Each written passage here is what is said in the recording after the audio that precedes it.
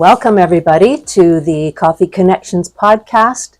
This week, our special guest is Jeannie Vogue of VIP Protocol. She's going to share with us how to be on our best behavior to get ahead in life and make everybody else's life happy too. Welcome, Jeannie. Nice to be here, Cindy. So, Jeannie, tell us a little bit about your company. Well, I've been in business 12 years, and the name of my company is VIP Protocol. I believe that everybody is a very important person, and that we also must treat each other as they are very important.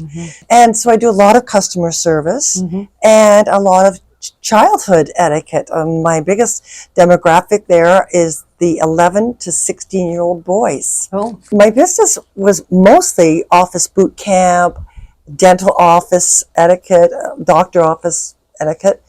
But during COVID, it morphed more into the children's etiquette because I wasn't giving speeches. There weren't large groups that I could speak to. Right. And so individuals were calling me with regards to giving their children these opportunities. And so it's been pretty good, much busier than I thought it would be. Nowadays, it seems that families are not structured the same way as they were when we were growing up or I was growing up. So everybody's so busy that parents don't even take the time to train their kids or teach them by example, right?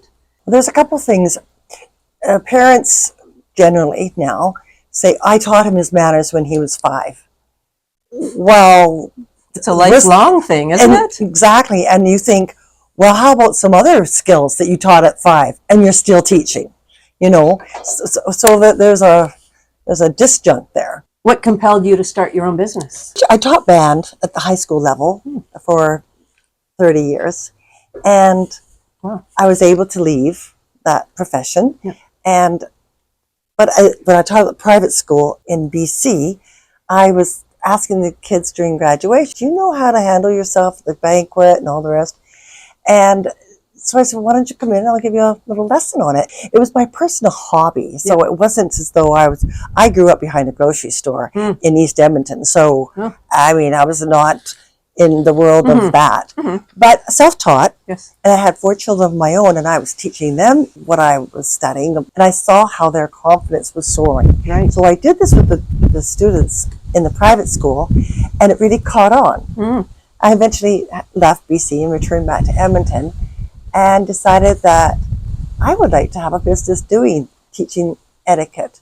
And I was able to write a few articles to the local paper that the Associated Press picked up on etiquette for high school, etiquette for graduations and young people. So the groundwork was being laid. Yes. And then I started this business, and it was a tough place to start in Alberta because in Vancouver or Toronto or New York, even Montreal, there was a lot more global interaction business-wise. Okay. So you would train your bankers, your lawyers, your accountants in these big cities to know how to eat, know how to shake the hands properly introduce someone. And so we don't really have that in Alberta. No. People in Alberta kind of think, well, I don't want to look too snobby. And so it's been a really hard sell. Some people don't even know how to say the word etiquette, which is okay. Spell it. Yeah, spell it. And so it's been a hard sell. Right. A lot of explaining what I do, and then a lot of people say, well, I think my staff is great, but because they're not exposed to what's possible, they're a person with my training. They don't know what they would be signing up for. What training do you have? Before I started doing this, I knew I had to answer this question if anybody asks me. And the question did come up, and is, why do you think you can do this kind of thing? Okay. So I went and I was studying where you would go. And one of the most prestigious schools in North America, the world really, was in Washington, D.C. Oh. And so I studied the Protocol School of Washington. Oh. And I'm from Edmonton, so I'm from Edmonton. But the people at my table, the course was held at the Ritz-Carlton for, I don't know, 8 or 9 days, 9 to 9. It was very intense. Wow. But so at the table was my 2 partners that I was sitting with. Yep. One was the first chief flight attendant on Air Force One. Wow. And the second was a second protocol officer in Hawaii. So every time President Obama came home, this Officer J would take care of all of the protocol. And I'm sitting there thinking, what am I doing here, right? Yeah. And there are people from Malaysia and the embassies all over the world. Wow. And so, yeah, I don't know my manners. I really know my manners. Yes. So that's where I studied, and I came home. And I just wanted to go one-on-one, you know, so I help people. And before I knew it, I was getting a website made by one of my grown-up daughters, and I had the website, and then this is where I'm at. That's right. You know, so many adults that they need this kind of, but they don't know any better, is if you need a haircut, you go to a hairdresser. You know you need a haircut. Yes. Because it's long or blah, blah. Yes. In my case, you don't know what you don't know. Yes. So until they talk to someone like me, Mm-hmm. they will go, after they'll go, oh my gosh, I've been doing this wrong all of my life. Right. And because they never knew any different. That's right. So I sort of like I'm an evangelist. Yeah. That says that, and so all these opportunities, Cindy, I thank you for giving me this opportunity. Yeah, my pleasure. Just spread the word. Yeah. Because when we become more gracious to each other, Mm-hmm. we become more gracious to ourselves. Yeah. That's what humanness is. Who would you like to hire you, and what would you be doing for them?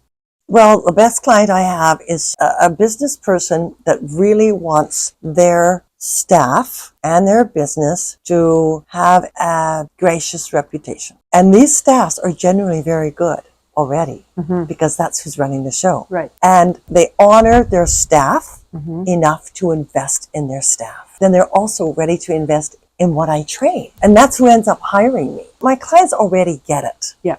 And then they want more. Right.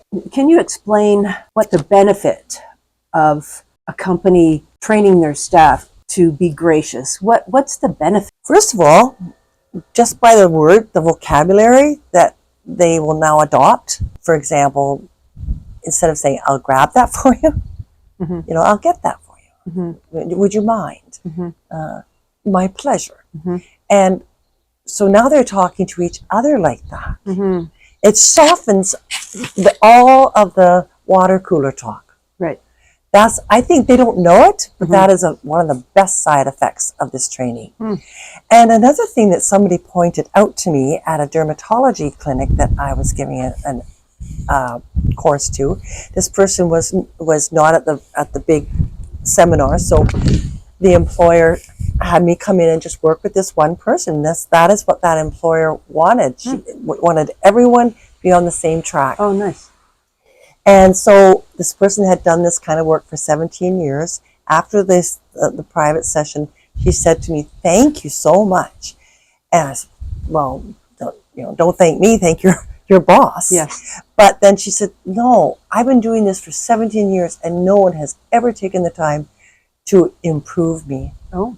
I will never forget that, because now I realize another side effect in this is that the staff gets reinvigorated Yes. with their job, Yes. and they want to come to work next day and try some things out. Yes. So those are some of the side effects that I just have seen over the years since I've been doing this. They feel valued.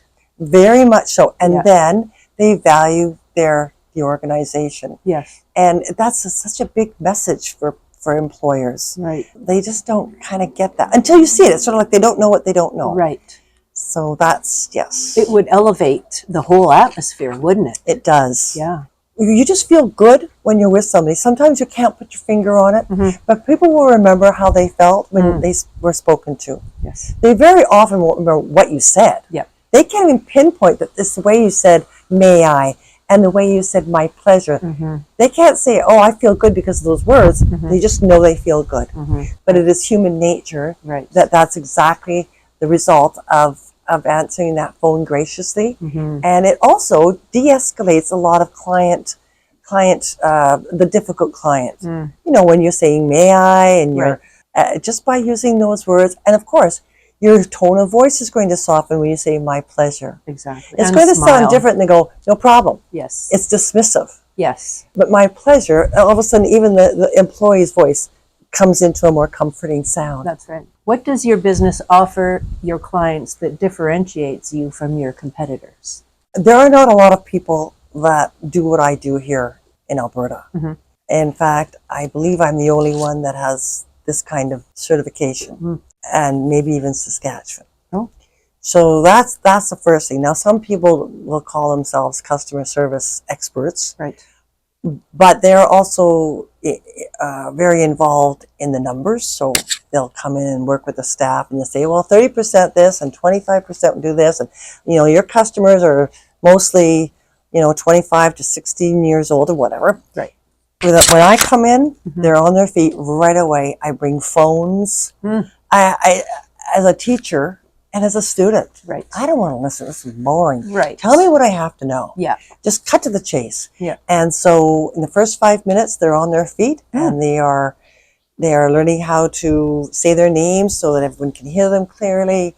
And then the phones come out, and the phone rings on my phone, and they all have to get the phone really quick and say, and everyone has lots of fun. Yeah. So if there was a differentiation of my presentation, that would be it. It's very hands-on immediately. Nice. What words of wisdom would you share with new entrepreneurs in the same line of work? I would say don't overcharge, and because you're starting in new territory. Yes. Start small, and then once you have that reputation, you can slowly bring it up to what your colleagues in Washington, D.C. were getting. Right. Another thing, don't overthink. Don't overthink so much. Just trust your gut, and you can ask people their opinion, but make sure that you don't always listen. When you say don't overthink, what do you mean don't overthink? Don't overthink so that you don't even get started doing something? That's right. So sometimes we get paralyzed because we want to do it so right. Yes. But Cindy, that it's an evolution. Exactly. And it may be so right that the first time you worked on that web page for I don't know how long, describing one of your services, and you looked at every word. Yeah. Get it out. Yes. And get your business started. Yeah. And let your customers tell you what they need. Right. Then readjust your web page. Right. For me, I've learned so much working with people as to what the people in Alberta, what they struggle with, what customer service people struggle with in Alberta. That's certainly not what's going to be the same as somebody that's working in London. So yeah, I'd say don't overthink and make the mistakes. Yes. Make the mistakes and shake it off. Shake it off and get yourself into social media right away. I mean, most people now know that social media is the new newspaper of the world. Yeah.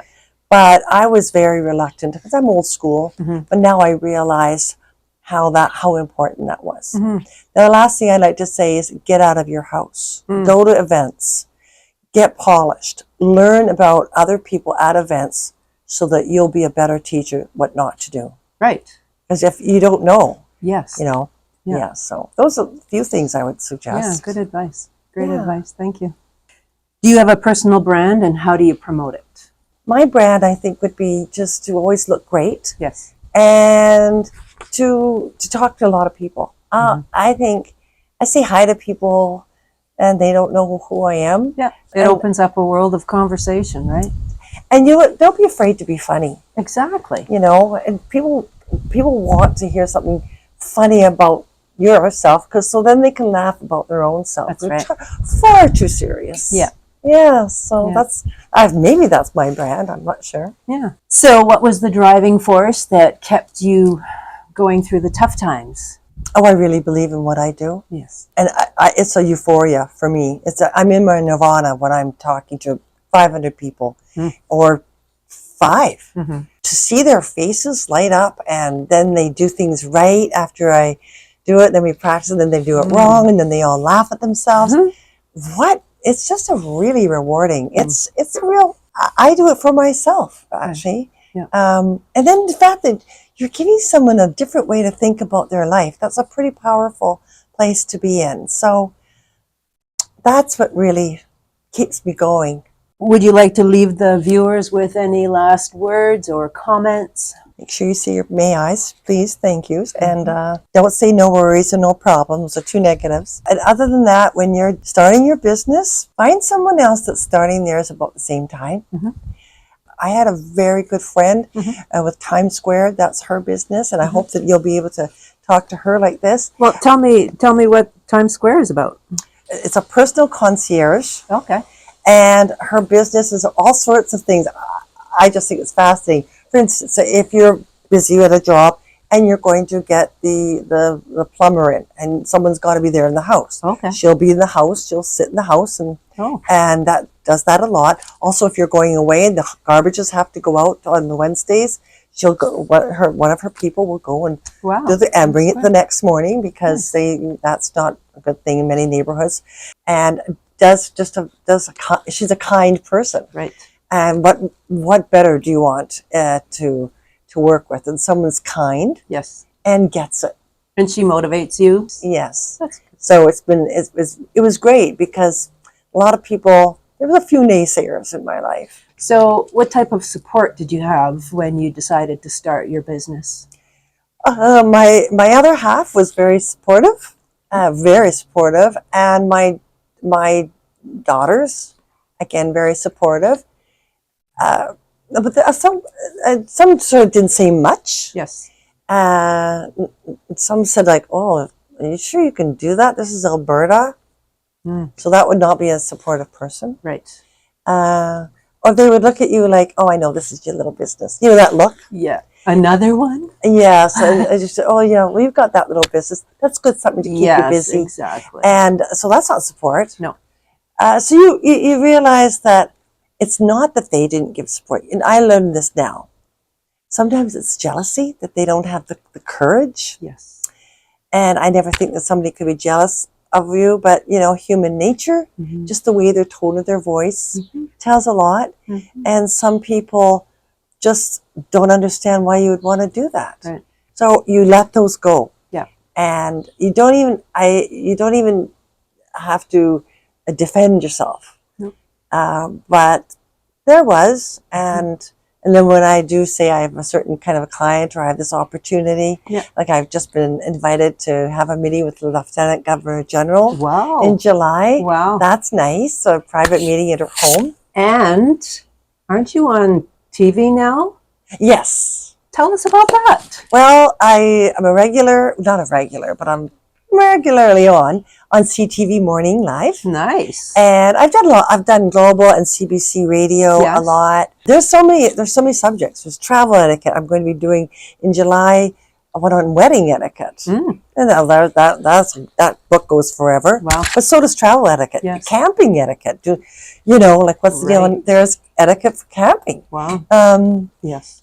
So there's always something to talk about. Now in the fall, I'll be talking about the etiquette of talking to your children's teachers. There are certain ways to do that. Right. So yes, I do quite a number of TV. That's fantastic. It's good. It's about spreading the news. That's right.